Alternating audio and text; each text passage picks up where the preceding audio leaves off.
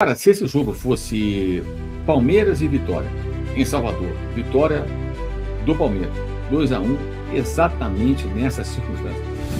Competitivo, vitória de campeão, pontos corridos, é isso aí, 3 pontos na conta, é isso que importa. Se fosse o Corinthians, vitória com a cara do Corinthians, é isso aí, pô, muito bem. É o Flamengo, mas que merda, não controlou o jogo, não tem posse de bola, não dominou como deveria. Fala galera, seja bem-vindo ao Opina Flá, tá? Seja muito bem-vindo e hoje a gente vai trazer o Mauro César falando aí sobre o jogo do Flamengo aí contra o Vitória, tá? Antes de eu trazer o Mauro César, eu quero te pedir para você se inscrever no canal, deixar o like e acionar o sino da notificação aí para você ser notificado aí, para você estar assistindo todos os nossos vídeos, tá? Galera, vou soltar agora, sem brincadeira, olha ele, vou soltar o vídeo agora e vamos embora pro vídeo. Salve, salve pessoal! Cá estamos para a nossa live depois de Vitória 1, Flamengo 2. Jogo disputado há pouco lá no Barradão, em Salvador. Uma vitória importante do Flamengo, uma atuação que de fato não foi aquilo que a galera espera. Óbvio que não foi o que o pessoal espera. O torcedor do Flamengo espera mais do que isso. Isso é o óbvio. Vamos manter a calma, vamos ter a cabeça no lugar, né? Você rubro-negro, não fique nervoso, não fique exaltado, não fique achando que tudo está perdido, que o time do Flamengo esse ano vai ser um desastre. Mas hoje era um jogo em que o Flamengo precisava vencer. Vencer, fosse como fosse. Era um jogo para o Flamengo ganhar os 3 pontos. Não havia outra opção, certo? Contra uma equipe aguerrida, bem treinada pelo Jair Ventura, porque o time compete mesmo com uma evidente disparidade técnica em relação a adversários como o Flamengo e o Palmeiras, que foi o anterior, que ganhou de 5-1. Mas hoje era um jogo para ganhar. E o Flamengo ganhou. Ganhou por 2-1. Então, o correto agora é entender o que não funcionou bem, questionar esses aspectos do jogo, cobrar pelo que não funcionou, mas também compreender que os 3 pontos são fundamentais, porque lá na frente as pessoas não vão lembrar como foi a vitória sobre o Vitória, mas sim que o Flamengo ganhou 3 pontos ali e com isso chega a 4 no Campeonato Brasileiro. Melhor vencer o Vitória fora e perder para o São Paulo também fora do que empatar os 2 jogos e fazer 2 pontos. Fez 3 pontos aí. Ah, mas empatou em casa com o Inter, sim, vai ter que ganhar mais jogos fora de casa para compensar isso. Uma coisa que me chamou a atenção, a quantidade de vezes que o time baiano, por intermédio óbvio dos seus jogadores, se jogou e rodava no gramado, e rolava, e reclamava. Cara, que coisa chata o futebol brasileiro. Qualquer falta, qualquer contato, nem contatos, até contatos não faltosos, digamos assim, geravam reações assim que parecia que o jogador tinha sido quase que teve um pedaço do corpo amputado, o cara rolava no gramado, uma dor assim insuportável. Cara, tá muito chato isso, muito chato. O Vitória hoje claramente era uma equipe preocupada em explorar esse tipo de situação para, de alguma forma, tirar uma vantagem.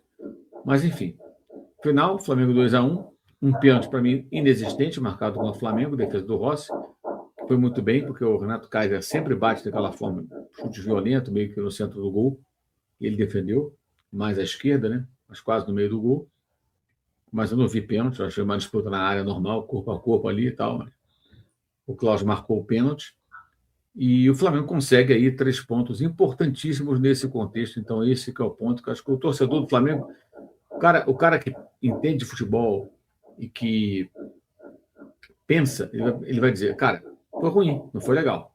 Essa atuação não é o que eu quero ver. Mas, nesse momento, o importante era vencer. Como também é importante o Flamengo competir com o Botafogo no final de semana. Os dois estarão com um calendário pesado, do Botafogo pior que o do Flamengo. O Flamengo jogou hoje, terça-feira, agora já é quarta, né? Passamos da meia-noite, mas o Botafogo joga na quinta joga no domingo, joga na quarta. O Flamengo jogou terça, joga domingo, joga na quinta. O Botafogo vai jogar contra o Potosí na quarta-feira, pela fase preliminar da Libertadores. E o Flamengo joga na quinta-feira em Lanús, ali. Cara, Lanús é a grande Buenos Aires, é o sul de Buenos Aires, mas não é viagens, tá? Você está hospedado em Buenos Aires, você pega um Uber e vai até Lanús.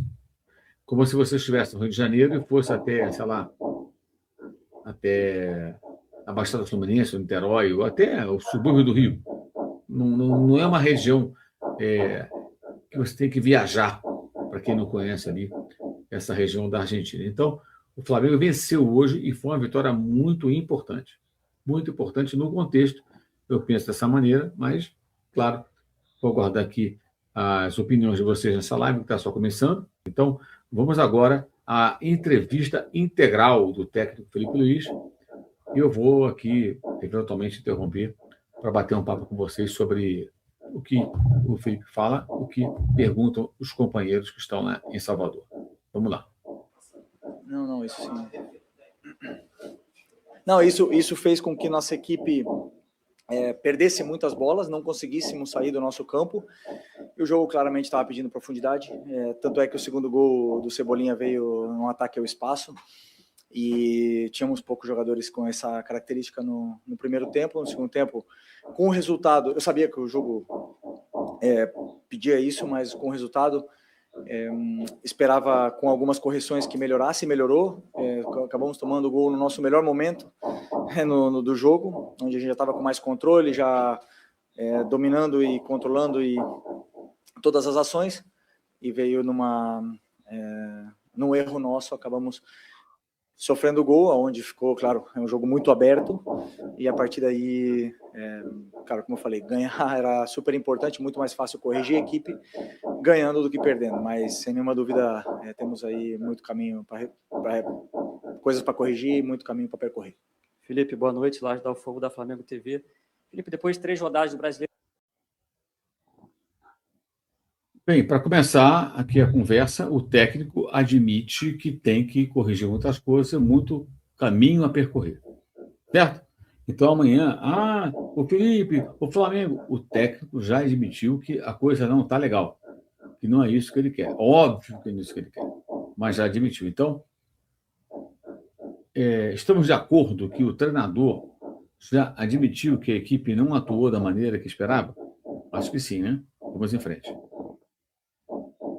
Eu queria que você fizesse um balanço, um contexto mais geral mesmo, dos principais desafios que você tem encontrado para trabalhar no Campeonato Brasileiro mais cedo dessa vez, uma novidade no calendário, em meio a jogos decisivos do Carioca, Recopa e também a Supercopa do Brasil. O Campeonato Brasileiro é sempre, para mim, o mais difícil de conquistar. É o campeonato onde tem mais desafios, onde todas as equipes elas te colocam em dificuldades, as viagens, os campos, o tipo de estádio, o tipo de grama muda, tem grama sintética, tem esse campo de hoje, que infelizmente está em péssimas condições. Não era ruim, sempre foi um campo bom, e infelizmente hoje é assim. Então ele te leva a esses desafios, onde também joga com 8, 10 equipes que lutam todo ano para ficar na parte de cima da tabela. Então é um campeonato muito competitivo, e indo jogo a jogo e corrigindo jogo a jogo, e principalmente melhorando a nossa parte física jogo a jogo. Felipe, aqui, boa noite, Sidão Marinho da Litoral News. Queria que você fizesse uma avaliação da parte defensiva dentro dessa temporada. A gente tem visto alguns erros que não costumam acontecer. E em cima dessa linha defensiva tem o Rossi. E a importância de ter um goleiro desse quilate, desse tamanho, para construir esse resultado hoje, porque os 3 pontos são fundamentais para o Flamengo nessa arrancada inicial do Brasileiro. Obrigado. Sim, na nossa fase defensiva, por tomar gols, a gente culpa a defesa, mas eu não consigo separar, né? Vai conectado junto com o ataque, vai conectado com o nosso modelo de jogo, com a nossa pressão, todas as fases do jogo, bloco médio, bloco baixo, mas também passa muito pela nossa questão de controlar o jogo com bola. E não estamos conseguindo controlar o jogo com bola como gostaríamos, e essa parte é que eu preciso corrigir, mas não é só... De novo, o técnico admitindo que gostaríamos, falando por ele, pelo elenco, né, pelos jogadores, de controlar o jogo com a bola, mas não estamos conseguindo. Cara, o técnico está admitindo nessa frase que não está da maneira que ele gostaria. Gente, é um processo em que não está funcionando bem e o treinador admite isso e quer melhorar. Ok? Foi claro? Acho que sim. O sistema defensivo é um todo que acaba estourando sempre na nossa fase defensiva. Até mesmo, se eu não me engano, o gol e o pênalti vieram de erros técnicos e contra-ataque. Então, estamos sofrendo com transições e nesse aspecto aí temos que melhorar. Felipe, aqui, boa noite. Admitiu que precisa melhorar com relação a alguns aspectos do jogo, como as transições. Ok? Beleza? Seguimos. O Rossi, desculpa. Não, o Rossi vive um momento extraordinário, fez uma temporada incrível ano passado, jogou praticamente todos os jogos, está num grande momento e se espera sempre que o goleiro faça o simples e o seguro, mas quando faz uma atuação dessa, temos que sempre reconhecer o nível do momento dele. Aqui agora, boa noite. Felipe, a gente percebe que o Rossi é um puta pegador de pênalti, um bom goleiro.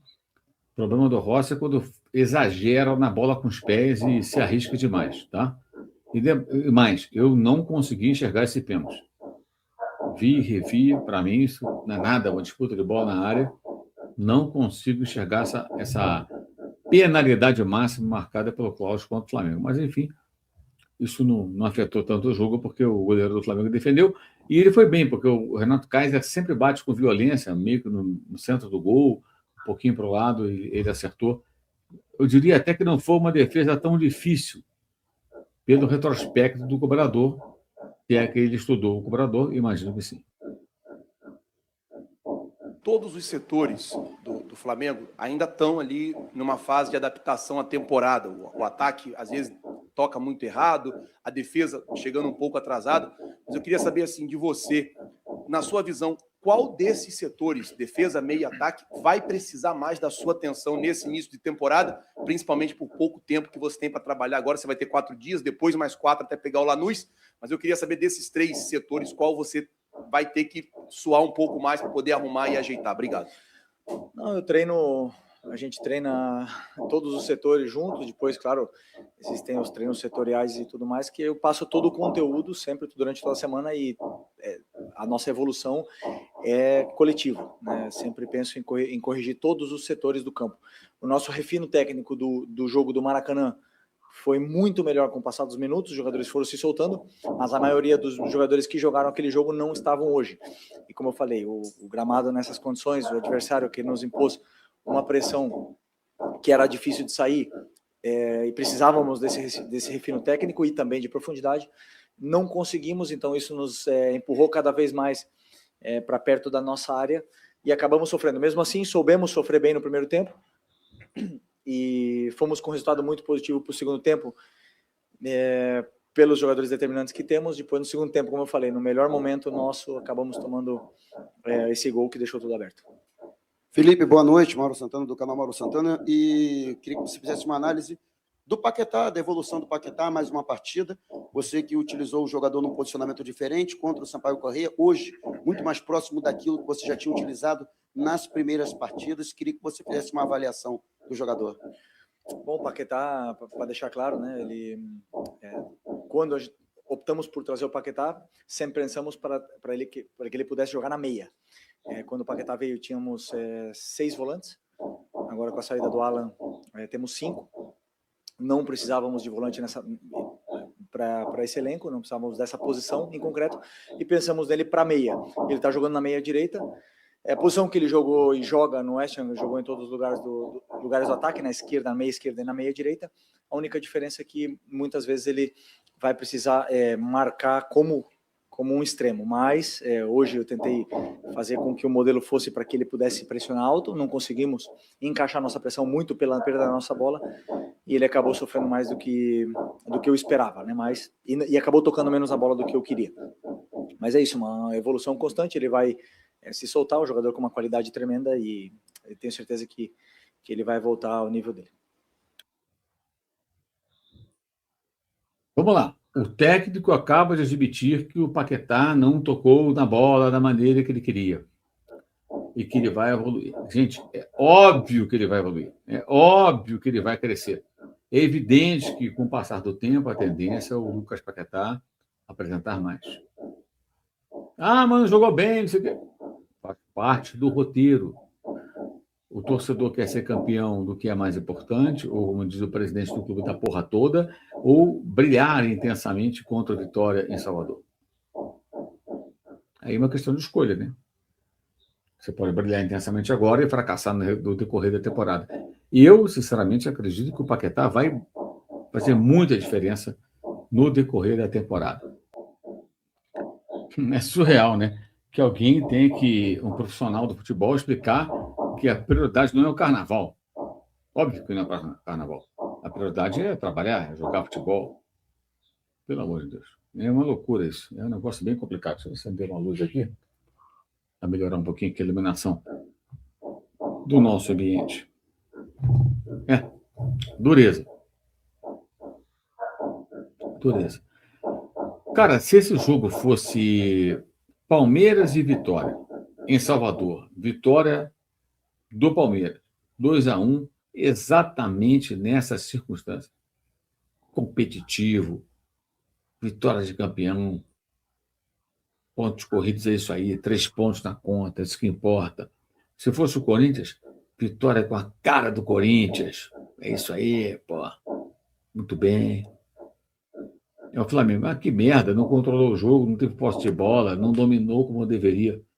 É óbvio que não foi uma atuação exemplar do Flamengo. É evidente que esse time do Flamengo deveria produzir mais, mas no contexto, gente, terceira rodada, uma derrota e um empate em casa.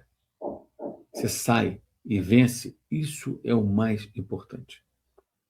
E aí você vai detectar o que não está funcionando e vai tentar corrigir para os jogos subsequentes para que o time produza.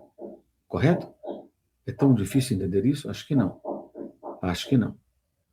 Ô, Mauro, você, como jornalista, o que achou da atuação do Flamengo? Achei uma atuação mediana, com momentos muito ruins. Você, como rubro-negro, o que você acha importante é ganhar? Sem perder a noção da realidade, sem deixar de compreender que faltou muito à equipe, que deveria e poderia produzir mais. Correto? Para o futuro você cobra, mas entende que, cara, nessa situação, em tais circunstâncias, o importante era vencer. Eu acho que eu estou sendo bem didático, bem claro. Agora, se o cara quer ganhar todas, goleando, massacrando, esquece. Isso não vai acontecer. Então, galera, o Mauro César falou, agora eu vou dar minha opinião, tá? Antes de eu fechar esse jogo. Ontem o Felipe Luiz colocou 2 homens de marcação no meio de campo, e quando o Vitória fazia a marcação-pressão, estava faltando aquele cara. Que cara que eu tô te falando? Aquele cara que pega a bola no meio de campo, consegue sair jogando, ou às vezes dar um drible e chamar a falta, tá? Isso que faltou no time do Flamengo ontem, faltou um meio de campo, um volante que saiba sair da marcação e saiba dar passes, tá? Sabe sair da marcação e dar passes. Faltou esse cara no meio. O Pulgar é bom passador? Ele é mais ou menos, tá, galera? Ele não dá passe, ele é bom marcador, mas ele não é excelente nos passes, tá? E o Everton Araújo também não sabe dar passe. Então o que quebrou? E o Vitória colocou a marcação pressão em cima do Flamengo, e quando saía nesses homens de meio de campo ali, jogava para o Pulgar e jogava para o Everton Araújo, eles não conseguiam concluir a jogada em passe, tá? E o que estava acontecendo?